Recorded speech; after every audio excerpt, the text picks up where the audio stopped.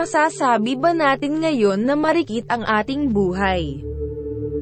Sa dami-dami ng kalungkutan, sa dami-dami ng problema sa buhay, masasabi ba natin na marikit ang buhay na ito?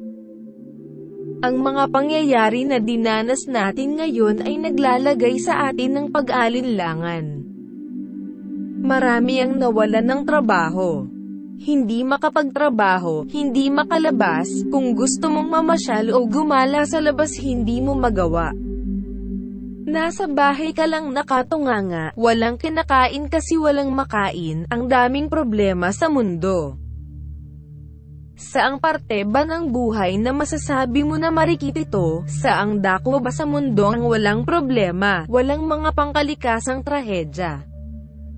Saan ba tayo pumunta? Sa ilalim ba ng dagat? Sa mga yungib ba? Sa himpapawid? Saan ba talaga natin matatagpuan ang kasiyahan na inaasam-asam natin na makamtan? May mga mayayamang tao na kahit ang dami-dami na nilang pera ay hindi pa rin kontento sa buhay. Ano ba ang kulang sa buhay nila? Hindi ba nila nasasabi na marikit ang buhay dito sa mundo kahit halos nasa kanila na ang lahat? Kung ang mga mayayamang tao ay naghahangad pa ng kayamanan, paano pa kaya ang isang tao na kung hindi kumilos at magtrabaho ay walang kakainin?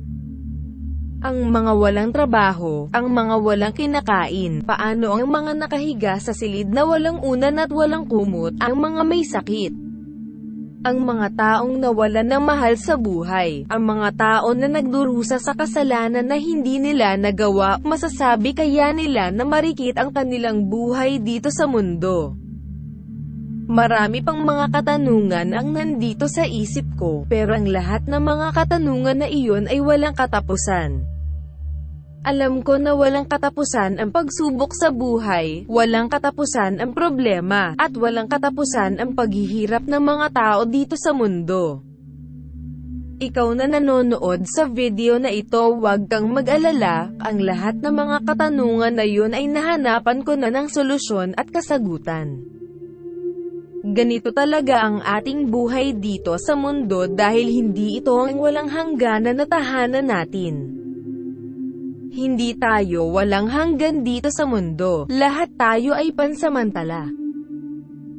Lahat ng mga problema, pagsubok, kahirapan, kawalan at kalungkutan ay sumabay din sa paglipas.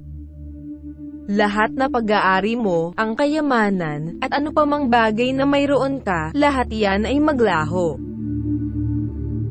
Ang mga katotohanan ito ang dapat nating tandaan, hindi tayo nabubuhay sa mga pagkain lamang kundi pati na sa mga salita na binibigkas ng Panginoon.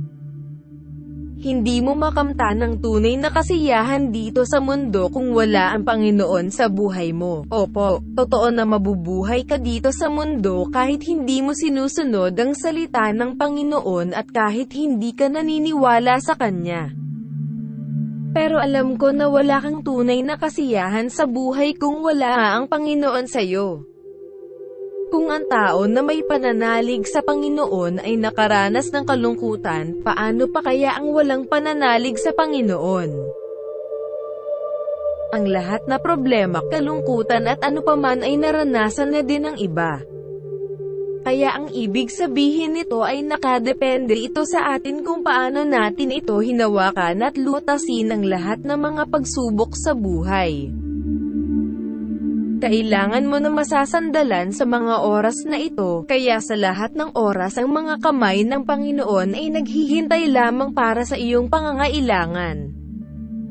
Kaya masasabi ko sa aking sarili na marikit ang aking buhay dito sa mundo. Marikit ang aking buhay dahil mayroong kalungkutan.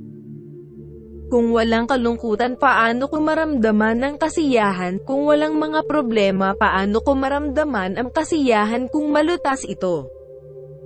Kung walang kahirapan, kawalan at kung ano paman, paano ko maramdaman ang tagumpay sa buhay kung walang mga pagsubok? Masasabi ko na marikit ang aking buhay dahil mayroong Panginoon na aking tagapagligtas dito sa aking puso. Marikit talaga ang buhay. Hindi naman palagi pait at kahirapan ang buhay natin. Ito ay may sarap at tamis din na nagbibigay kasiyahan. Salamat sa iyong panonood sa video na ito. Ang tanong ko sa iyo, masasabi mo ba na marikit ang iyong buhay? Pakisabi na lang sa iyong sagot sa ibaba. Mag-subscribe ka na din sa channel na ito para maging updated ka sa susunod naming video.